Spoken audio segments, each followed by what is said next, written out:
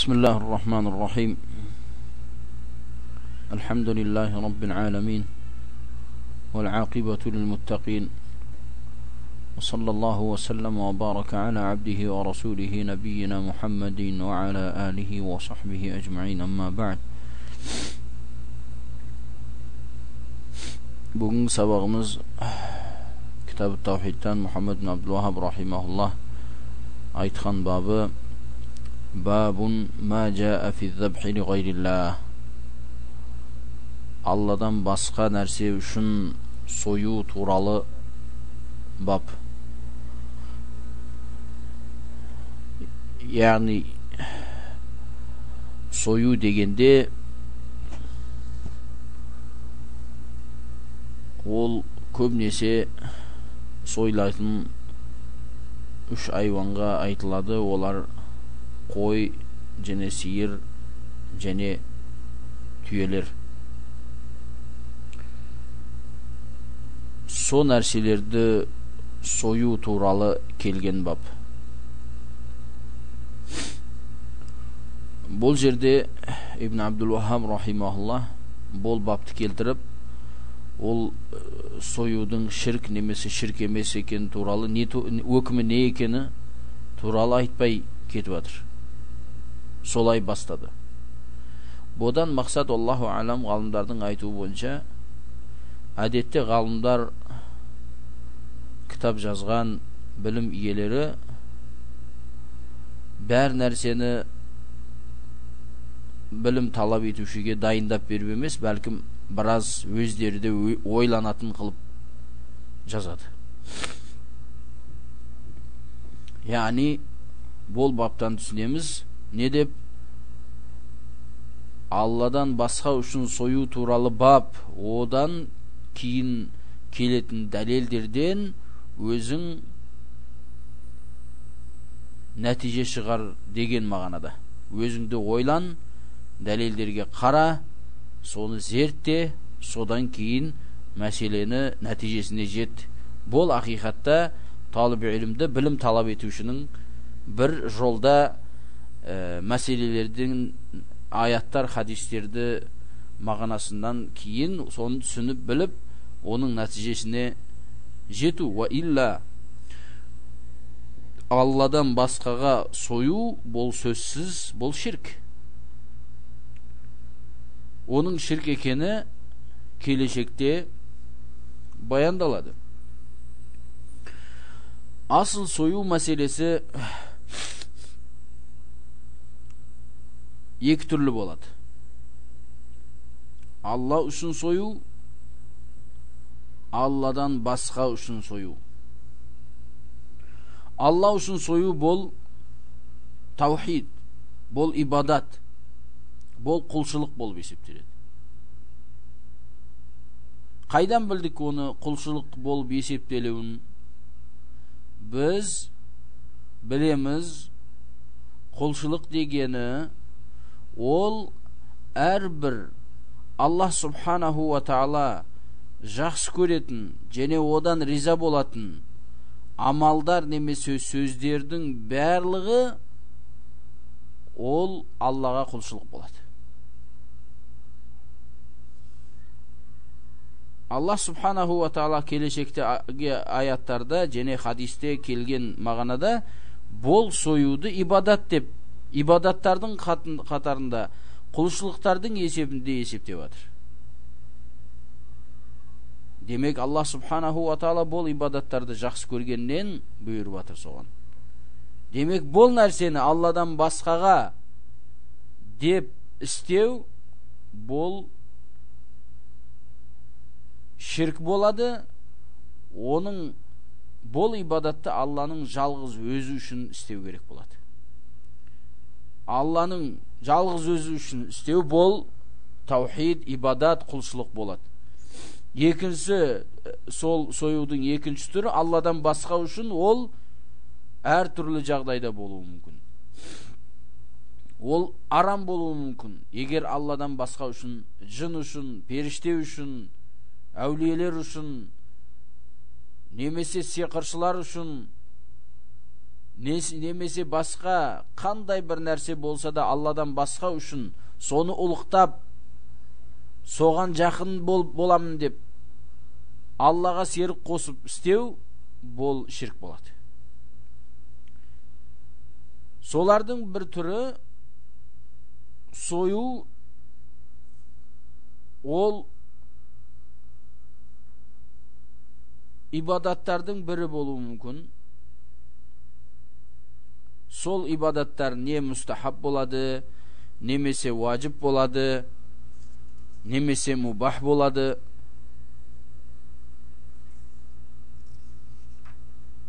Мысал, сол ибадат болып есептелетін союлардың бірі, мысал, Наби саллаллаху алейхи ва саллам айтқандай, әрбір туылған ұл балаға 2 қой, қыз балаға 1 қой сою. Ол сойылуы сүндет бойынша 7-ші күні болады. Егер 7-ші күні сойылмайтын болса, одан кейін қай бір күнде болса да жағдайына қарап соя береді. Бұл кейбір ғалымдар ваджиб дейді, кейбір ғалымдар мустахаб дейді. Солардың бірі құрбандық қылу, құрбандық шалу. Және солардың бірі хажда, хаж умра істегеннен кейін хади, қой немесе басқа түйе, соған ұқсаған нәрселерді сою. Бұл мәселелер ваджиб пен мустахабтың арасында хилаф бар. Тек қана хади бұл ваджиб болады кімге? Умраға, хажға умраны кіргізген адамға. Мубах союлар болады. Мысал, бір адам өзі жеу үшін соятын болса. Демек, осы союлардың қысқаша түрлері.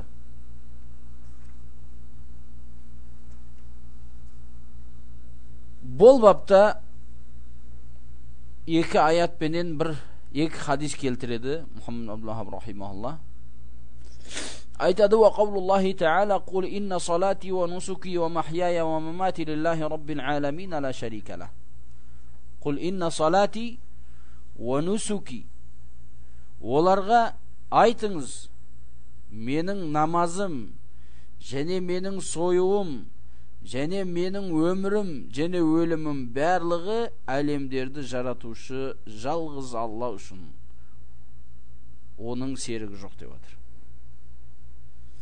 Ибн Катир рахимахуллах осы аяттың шархында айтады: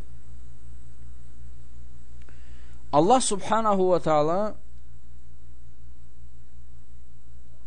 Алладан басқаға ибадат қылатын және Алладан басқаға соятын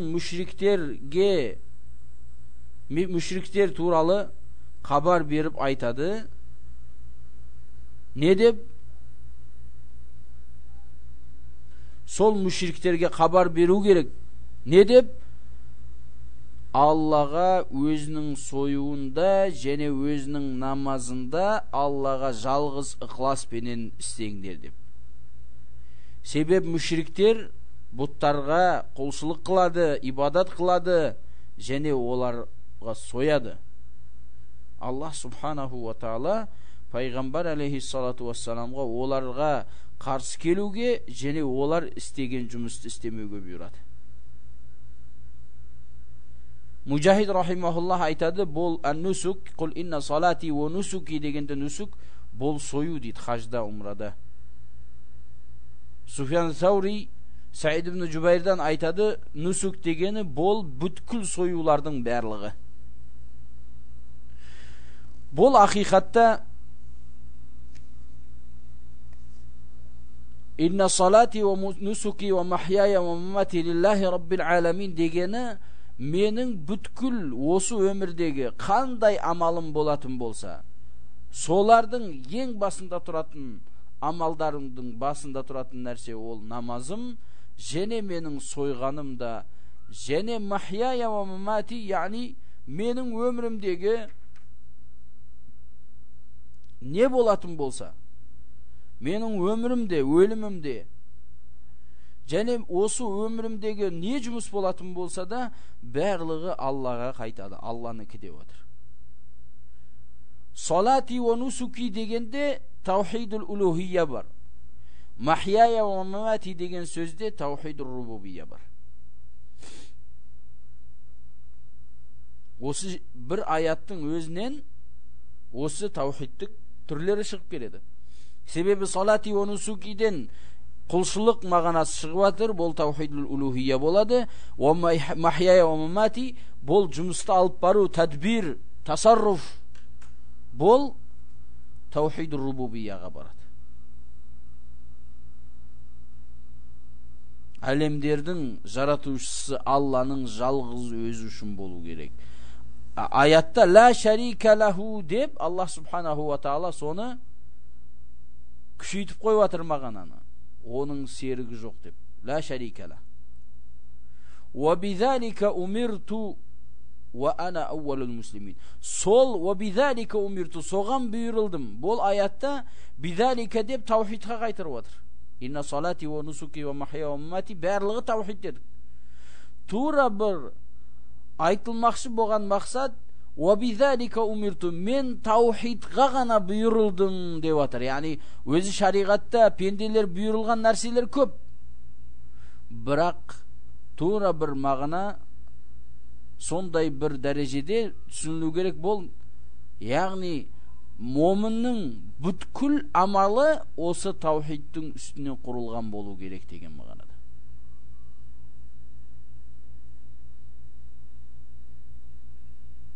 Осы мағана ақиқатта әхліл илм және әхліс сүнна ғалымдары түсініп, осы менен таухидтің түрлеріне және лиллахи раббил аламин жалғыз өзіне екеніне тәкіттеп отыр. Соны түсініп, соны жеткізілген. Ол сойылып тұрған нәрсе періште болса да, ол қабырдағы әулие болса да, ол жын болса да, не болмасын, оның барлығы батыл, бәлкім болардың барлығы Аллах субханаху ва тааланың жалғыз өзіне болу керек.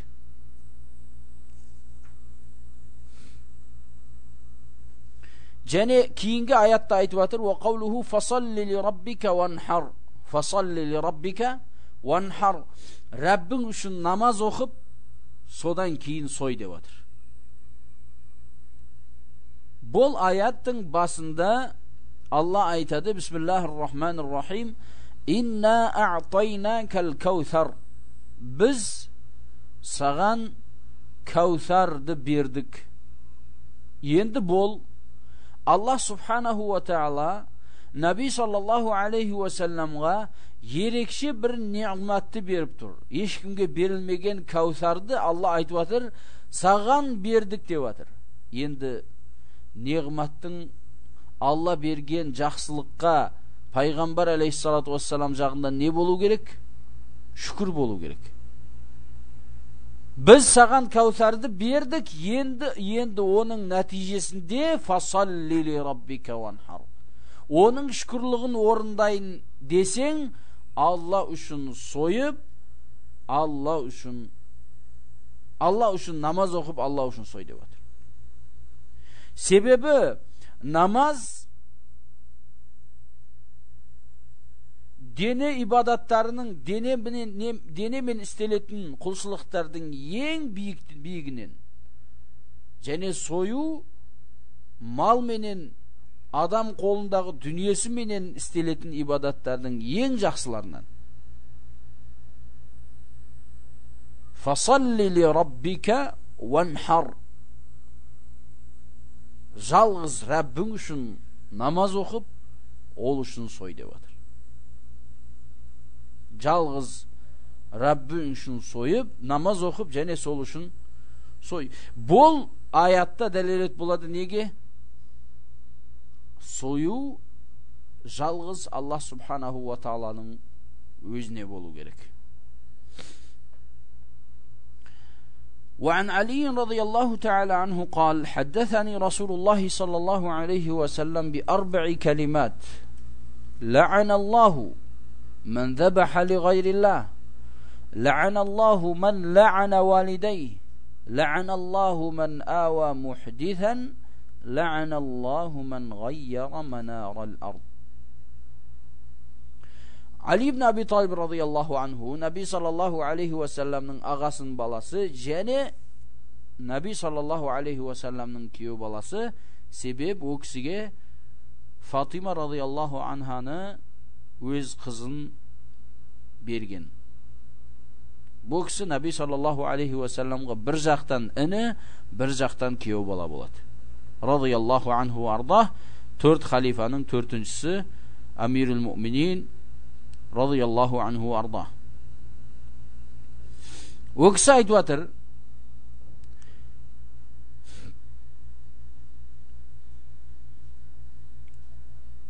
Haddeseni Resulullah sallallahu aleyhi ve sellem. Nabi sallallahu aleyhi ve sellem mаған төрт сөзді айтты деп жатыр. İmam Ahmed'in rivayetinde Abu Tufayl rahimahullah айтады, biz Ali radıyallahu anhuға айттық, бізге Наби саллаллаху алейхи ва саллам сіздің жалғыз өзіңізге ерекше айтқан сөздерінен бізге айтып беріңіз деп сұрадық дейді. Сонда Али радıyallahu анху айтты дейді, Наби саллаллаху алейхи ва саллам маған ерекше сөз айтып адамдардан бір сөзді жасырмаған дейді. Бұл рафидиларға қарсы дәлел болады. Не жағынан? Наби саллаллаху алейхи ва саллам Алиға өсиет айтпаған. Және Наби саллаллаху алейхи ва саллам Али радıyallahu анхуның өзіне ерекше сөз жасырып айтып кетпеген. Бұны қайерден түсіп отырмыз? Али өзі айтып отыр. Наби саллаллаху алейхи ва саллам маған бір сөзді жасырып айтып адамдардан жасырған жоқ. Бірақ мен Наби саллаллаху алейхи ва саллам өз сөзді, о кісіден осы сөзді естідім деп отыр. Хаддасани Расулуллахи саллаллаху алейхи ва саллам би арбаи калимат. Наби саллаллаху алейхи ва саллам маған төрт сөзді айтып отыр. Бұл жерде сөз, яғни сөйлем. Осындай әңгіме айтты маған деп отыр. Сол сөздердің біріншісі ла'аналлаху ман забаха ли гайрилlah. Алладан басқаға сойған адамды Алла ләнеттесін деп отыр. Алладан басқаға сойғанды Алла ләнеттесін деп отыр. Ләнеттеу дегені ол, ла'ана дегені Алланың рахметінен айдалды дегені. Алланың рахметінен айдалды дегені. Осы жерде Аллах Наби саллаллаху алейхи ва саллам кімде кім Алладан басқа біреуге соятын болса, Алла оны ләнеттесін деп отыр. Ол сойған уақытында сол сойып тұрған нәрсесі не болса да, ол төбеде айтылғандай пайғамбарға бола ма, періштеге бола ма, жынға бола ма, әулиеге бола ма, немесе сиқыршыға бола ма, неге болса да Алладан басқаға сойды ма, ол тіліне қаралмайды о нәрседе. Бұл мәселеде жүректің мәселесі кетіп жатыр. Ол тілінде со нәрсені айтама, немесе басқа бір сөзді айтама, не болса да, ол әулие үшін сойып жатыр. Бисмилла деп сойса да, ол Алладан басқа үшін сойған болады. Тура бір арақты бисмилла деп ішкен сияқты. Адал қылып бере алмайды оны. Ол ішінде сол жын үшін, сол жынды ұлықтап, немесе сиқыршын ұлықтап, сиқыршылар айтады ғой, көк пәлен жерге барып, көк тауық сойғың керек, қара тауық сойғың керек, қара қошқар сойу керек, мынандай жерге барып қан шығару керек, болардың барлығы сол жердегі жындарға немесе сондай бір әулиенің басына қан шығару, болардың барлығы ол соны атын айтсын немесе Алланы атын айтсын, болың барлығы ширк болады. Себеп мәселе жүректің мәселесі. Наби саллаллаху алейхи ва саллам айтады: "Иннамал а'малу бинният ва иннама ликулли имри'ин ма нава." Амалдар ниеттермен болады. Әрбір кісі өзінің ниетіне жараса алады дейді. Боған мысал бір адам асыр намазын оқып жатыр. Дәрет алды, асырға намазға шақырылды мешітке келді, имамның артында тұрып, тіліменен мен зухр намазын оқуға ниет қылдым деп тілімен айтып жатыр. Өзі әсіл ниет, тілімен ниет қылу бидат бол. Бірақ ол айтып жатыр сол сөзді. Ғалымдар айтады, бол намазы зухр болып есептеле ме, немесе асыр болып есептеле ме, немесе намазы намаз болмай ма десе, мәселедегі тахқиқ қылған ғалымдар айтады, бол асыр болып есептеледі оған. Не үшін? Ол асырды ниет қылып келді. Оның тілінде болған бол амал, бол ниеттің ешқандай зияны жоқ. Себеп иннамал а'малу бинният. Амалдар ниетпен болады. Бол жүрегінде асырды ниет қылып тұрса, тіліменен зухрды, песін намазын ниет қылғаныменен, тіліменен ниет тілде емес, ділде, іште, қалыпта, жүректе болады. Сол үшін бұның істеген жұмысы дұрыс болып есептеледі, намазы асыр болып есептеледі. Сол үшін кімде-кім сол сиқыршылардың айтқаны бойынша, немесе сол бақсылардың айтқаны бойынша, пәлен әулиенің басына сол әулиені ұлықтап, немесе сол бұлаққа, немесе пәленші атаға барып сойып жатқан уақытында соны ұлықтап сойып тұрса, ол уақытта сол адам бисмилла деп сойса да, ол Алладан басқа үшін сойған болады. Себеп есеп тілмен болмайды. Есеп оны жүрекпен бол. Жүректегі нәрсеге мән беріледі.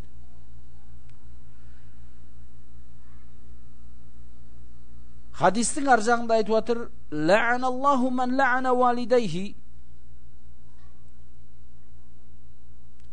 Әке шешесін ләнеттегенді Алла ләнеттесін деп отыр. Әке шешесін ләнеттегенді Алла ләнеттесін деп отыр.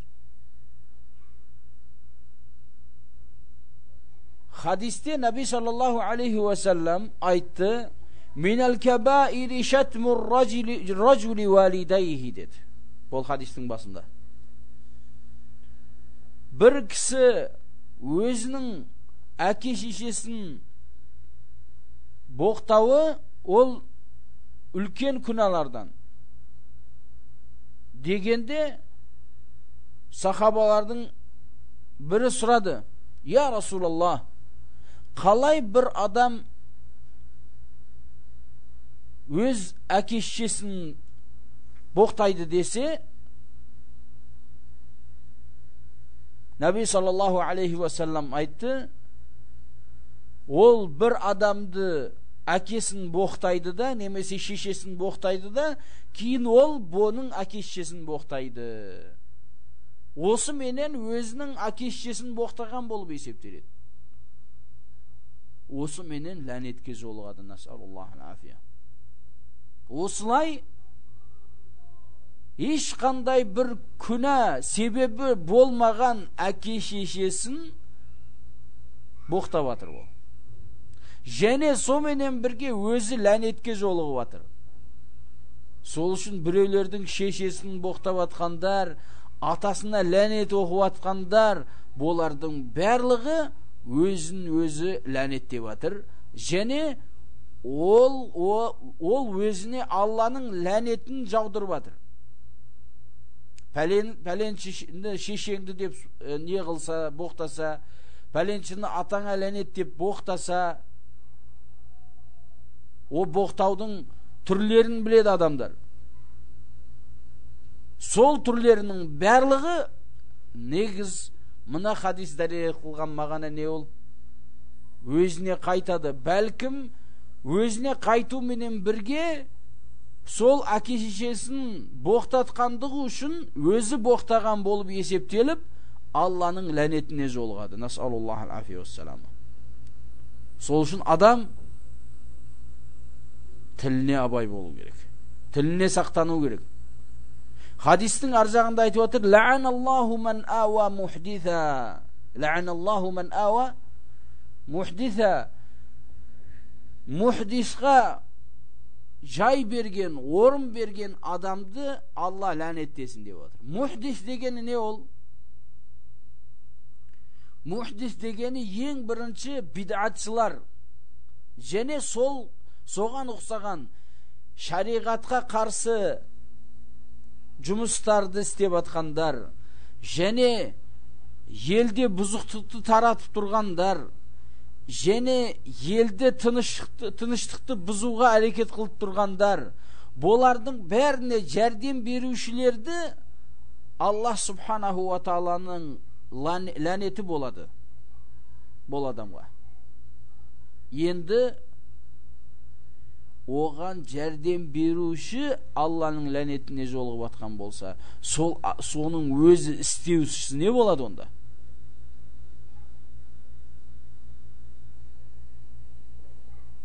Сол үшін ғалымдардың бірі айтады, кімде-кім бір бид'атқа разы болса, және оны істеушісіне инкар қылмаса, оны тан алса солай, ол тура бір сол бид'атқа жай бергендей болады. Ол адамға Алланың ләнеті болсын деп жатыр. Бұл қатерлі нәрсе адамға. Сол үшін имам Бухари рахимахуллах өзінің сахихында хадисті келтіреді.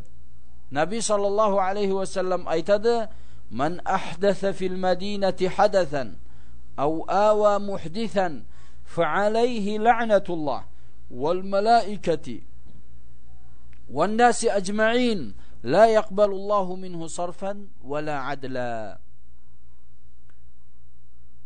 Кімде-кім осы Мединеде жаңа осындай бид'ат, мұхалафаттарды істесе, немесе сондай істеушілерге жәрдем беретін болса, соларға орын беретін болса, жағдай жасап беретін болса, оған Алланың және періштелердің және бүткіл адамдардың ләнеті болсын.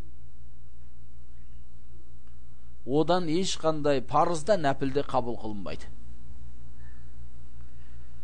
Бұл төбедегі мағанаға және бір мән беруіміз керек. Және қайтарып айтамыз, бұл сөздің иесі Абу Саадат рахимахуллах айтады, ол тек қана сол бид'атшыға жәрдем берген емес, немесе бид'атты істеп тұрған емес, бәлкім сол бид'атқа разы болған, соны қайтармаған адам да сол бид'атқа жол берген, бид'атқа жәрдем берген, оған жағдай жасап берген болып есептеледі дейді. Оны істеп тұрған адам не болады онда? Сол үшін бұл Алланың ләнеті айтылып жатыр. Ар жағында айтады: "Ла'аналлаху ман гайяра манарал ард."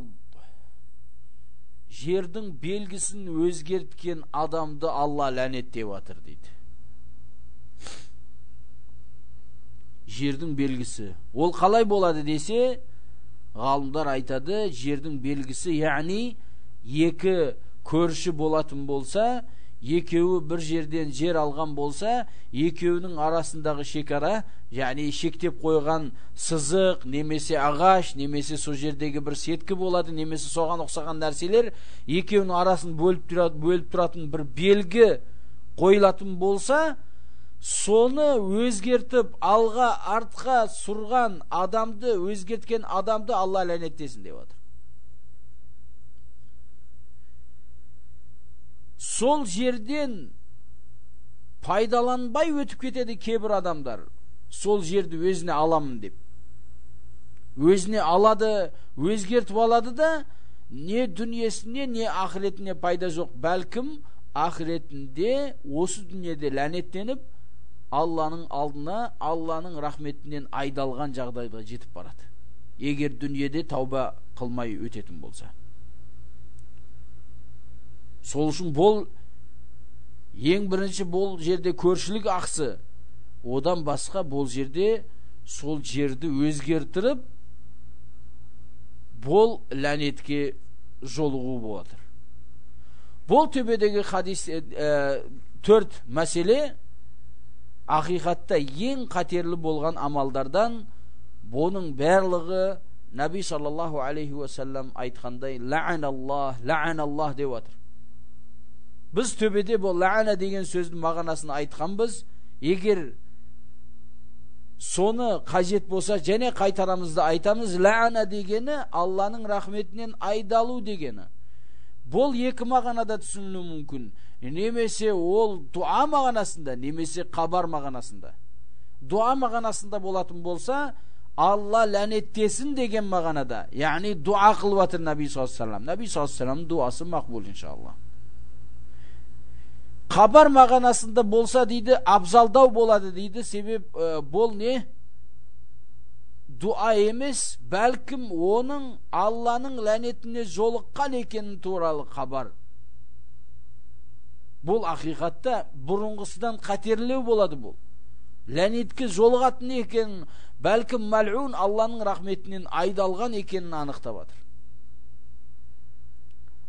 Енді осындай болса, Алланың ләнетінен айдалған жұмысты істесе, осындай Алладан басқаға сойса, немесе бид'ат қылса, немесе жердің белгісін өзгертсе, немесе әке-шешесін ләнеттесе, боқтаса,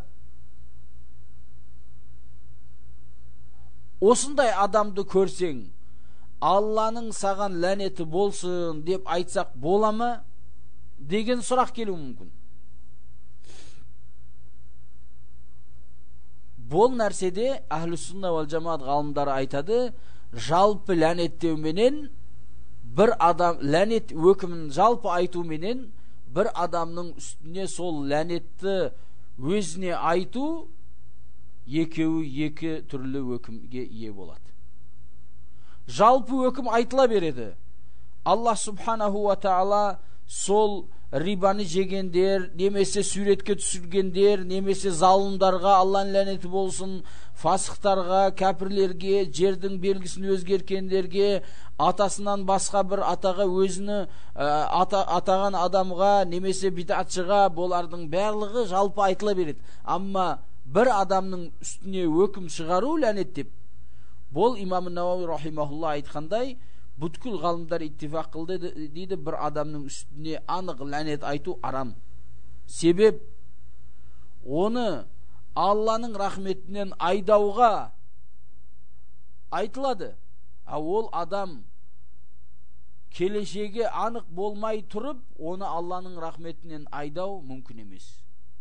Мүмкін келешекте сол арақ ішкен адам, немесе әке-шешесін ләнеттеген адам, жерді өзгерткен адам, немесе бид'ат қылған адам, осы жұмыстарды істеген адам тәубе қылып қалады шығар. Сол үшін ол адамды нәтижесін білмей тұрып, оны ләнеттеу мүмкін емес. Нәтижесін білмей тұрып, оны ләнеттеу мүмкін емес. Бұған мысал келеді, Наби саллаллаху алейхи ва саллам арақты ішкен адамда 10 адамды арақ мәселесінде арақта 10 адамды ләнеттеген. Оны ішкен адамды, алып келген адамды, дайындаған адамды, оны көтерген адам соған ұқсаған.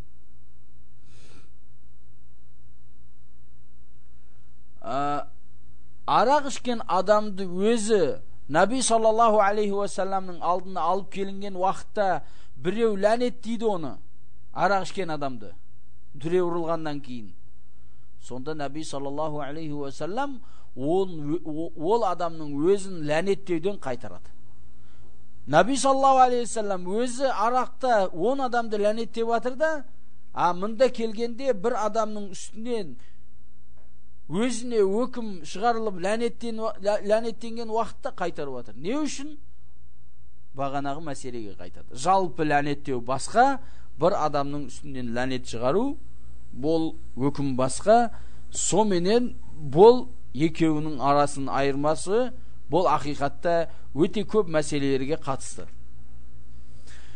Одан кейін Тариқ ибн Шихабтан айтып отыр, анна Расулаллах саллаллаху алейхи ва саллям қала дахалал джанната раджулун фи зубабин ва дахалан нар раджулун фи зубаб. Бір адам бір шыбын себепті жаннатқа кіріп, екіншісі бір шыбын себепті тозаққа кіреді деп отыр. Қалу ва кайфа залика я Расулаллах, қалай болды я Расулаллах болды десе, қала марра раджулани ала қаумин лахум санамун ва ла яджузуху ахадун хатта юқарриба лаху шай'a. Екі кісі бір қауымның алдынан өтті дейді. Ол қауым сондай бір жұмыстары бола деген, олардың алдынан кім өтетін болса, олар өздерінің бұттарына бір нәрсені атамағанша өткізбей деген. Фақалу ли ахадихима, олардың біреуіне айтты дейді бағанағы қауым. Қарриб, яғни сол бірнеңке ата бізге, біздің бағанағы бұтымызға бірнеңке сойып бер.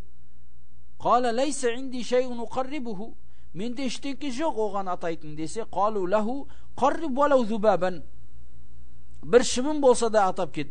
Фақарраба зубаба, сол бұтқа нені, сол шыбынды атады да, фақаллу сабилаху, соменен оны қой жіберді, фадахаланнар, о соменен тозаққа кірді. Не үшін? Алладан басқаға атады бұл. Вақалу лил ахар, басқа біреуге айтты, қарриб екіншісіне.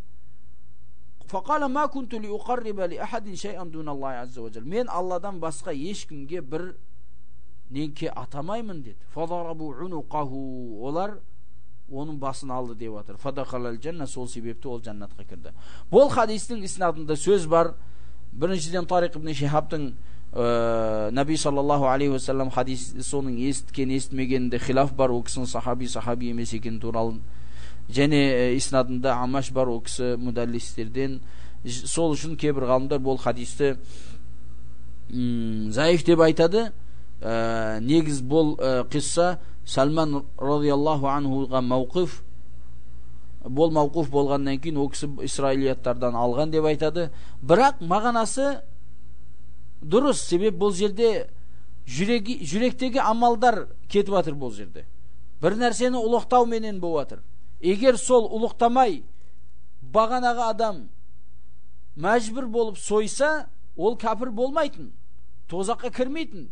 Себеп Алла айтады, илля ман укриха ва қалбуху мутмаиннун бил иман, жүрегі сол иман менен тыныштықта тұрған уақытта соменен разы болып тұрып, бірақ тілі менен амалы менен мәжбүр болып бірнеңкені істеп қойса, оның айтқаны болмайды, бәлкім жүректегі нәрсеге жауап береді ол.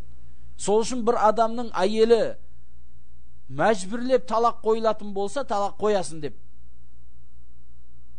Кейбір жерлерде болып тұрады, енді әйелдің ағайындары әйелді бөліп аламыз деп мәжбүрлейді, талақ қоясын, біздің қарындас қоясын деп. Сонда мәжбүр талақ қойып жіберу мүмкін. Бұл жерде талақ болып есептелмейді бұл. Себеп мәселе тілдегі емес, жүректегі. Сол үшін бағанағы адам егер өзіндегі иманменен, Раббул Аламинға болған таухидпенен қалып, сол амалы менен өзін нәпсін құтылдырып қалу үшін сойғанда, ол тозаққа кірмейтін. Бұл ақиқатта жүрегі менен ұлықтап сойып атыр. Сол үшін жүректің амалы өте қатерлі. Сол үшін Ибрахим Маррузи айтады, кімде-кім бір сұлтан келіп тұрған уақытта, бір патша келіп тұрған уақытта, соған жақын боламын деп, соны ұлықтап, соның қадамына соятын болса, Бұхара ғалымдарының барлығы сол нәрсенің арам екеніне фатуа берді деп жатыр. Себебі ол Алладан басқа үшін сою болып есептеледі. Сол уақыттағы Бұхара ғалымдары осы нәрсені ширктеуін деп есептеген. Қазіргі күнде Бұхара елдері немесе соның жан-жағындағылардың есебінде бұл бір ибадат сияқты. Мына замандардың өзгеруіменен адамдардың өзгеріп кеткені. Мәселе заманда емес, уақытта емес, мәселе адамдардың өзінде. Адамдардан таухид кеткеннен кейін, шар'i білім сонып кеткеннен кейін, күшсіз болып кеткеннен кейін, бұл ақиқатты таухид ширк болып, ширк таухид болып, ислам ақиқатта, ғурбатта. Осы жерде, осы хадисте кейбір ғалымдар бір мәселені айтады. Ол не? Бір адам осындай бір мәжбүрленген нәрсеге разы болып, тіліменен разы болып, содан құтылу үшін сол сөзді, күфір немесе ширк сөзін айтып өтіп кетсе, құтылып кетсе абзал ма, немесе сабыр қылып өліп кеткен абзал ма десе, Шейх-ул-Ислам Тайми рахимахулла айтады, анау рұқсат дейді. Аллах субханаху ва таала тіліменен қалбы разы болмаған сөзді айтып өтіп кету абзал дейді. Рұқсат, Алла рұқсат берген. Амма сол ақиқатта тұрып, соны айту менен, сонда ақиқатты көрсетіп өтіп кету абзал дейді. Себеп бұл бұрынғы пайғамбарлар және пайғамбарлардың артынан ерген мұрегерлердің істеген жұмысы осы. Сол үшін бұл абзал дейді. Бірақ мынаусы бұл ақиқатта бұл рұқсат. Сол үшін мына хадис егер сахих болатын болса, бір шыбын себепті адам тозаққа кіріп жатыр. Мәселе Аллах субханаху ва тааланы басқа біреуді оған серік қосып жатыр амалда. Ұлықтауда оған серік қосылып жатыр. Бұл амалды басқа біреуге істеу, төбеде айттық, ол ширктен, себебі ол құлшылықтардан болып есептеледі. Және кейінгі Али радиаллаху анхуның хадисінде ол Алланың рахметінен айдалады. Себеп Аллах субханаху ва таала кәпірлерді Алла өзінің ләнетінен, өзінің рахметінен айдайды. Алла айтады: "Инналлаха ла'анал кафирина ва адда лахум са'ира". Инналлаха ла'анал кафирин. Аллах субханаху ва таала кәпірлерді ләнеттеді, және оларға қыздырылған тозақты дайындап қойды дейді. Сол үшін бұл нәрседен адам сақтану керек. Жағдай барынша тілімен де, жүрегімен де тек қана таухид, Аллах субханаху ва тааланың жалғыз өзіне болу керек оның амалы. Аллах субханаху ва таала бізді осы өмірде таухид берен, ақырғы сөзіміз дүниеден ла илаха иллаллах болуын сұраймыз. Себебі Наби саллаллаху алейхи ва саллам айтады: "Ман кана ахиру каламихи минад дуния ла илаха иллаллах дахалал джанна". Кімде-кім осы дүниеден өтіп жатқан уақытында ақырғы сөзі ла илаха иллаллах болатын болса, жаннатқа кіреді дейді. Бірақ сол уақытқа жеткенше адам жағдай барынша өмірін таухидпен гүлдететін болса, Алла субханаху ва таала сол өлім келген уақытта юсаббитуллаху аллазина аману бил қаули сабити фил хаяти дуния ва фил ахира деген аятқа сай, Аллах субханаху ва таала сол уақытта да тілді таухидте кеткізеді. Және соменен Алладан сұраймыз баратын жеріміз жаннат болуын. Және осында төбеде айтылғандай 4 кәлима ләнетке жолықтыратын амалдардан жүректерімізді және тілдерімізді және амалдарымызды сақтауын, және дінде, иманда өтуімізді Аллах субханаху ва тааладан сұрап қаламыз. Субханакаллахумма ва бихамдик, ашхаду ан ла илаха илля анта, астағфирука ва атубу илайк. Аллахумма салли ала Мухаммад ва ала алихи ва сахбихи ажмаин.